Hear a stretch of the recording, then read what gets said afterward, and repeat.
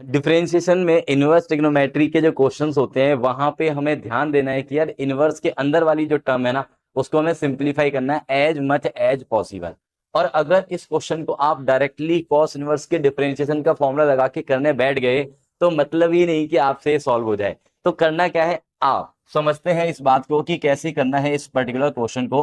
मुझे निकालना है यहाँ पे एफ डेस एक्स का स्क्वायर, मतलब कहने का मतलब एफ डेस एक्स निकालना, जो वैल्यू आएगी उसका स्क्वायर हम कर देंगे। तो एफ एक्स को हम थोड़ा सा ऑब्जर्व करते हैं कि ये जो है this can be written as 2/√13 cos x plus 3/√13 sin x।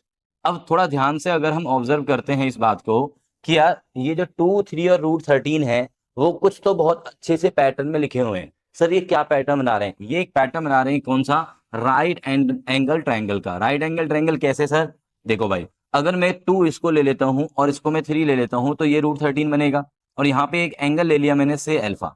इसका मतलब ये हुआ कि 2/√13 कॉस ये साइन अल्फा बनाएगा और 3/√13 क्या बनाएगा, कॉस अल्फा बनाएगा।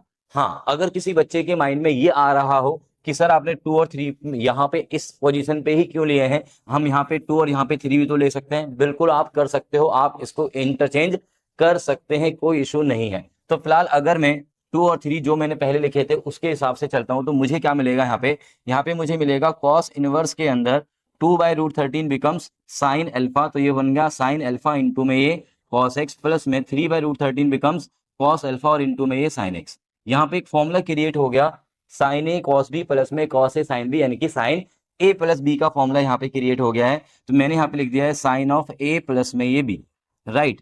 अब sine of something, sine of theta तो आ गया, कॉस इनवर्स बाहर है, तो मुझे अंदर वाले साइन को किस में कन्वर्ट करना है, कॉस में। कैसे करेंगे सर कॉस π/2 माइनस थीटा को हम लिख सकते हैं साइन थीटा, तो इसका मतलब sine theta can be written as cos of 90 minus में एंगल। अब कॉस ऑफ 90 माइनस एंगल आ गया तो हम ये बोल सकते हैं कि कॉस इनवर्स कॉस के साथ चला जाएगा, तो बचेगा क्या मेरे पास, π/2 माइनस का अल्फा और माइनस का ये एक्स बचा, और ये हो गया मेरा वाई।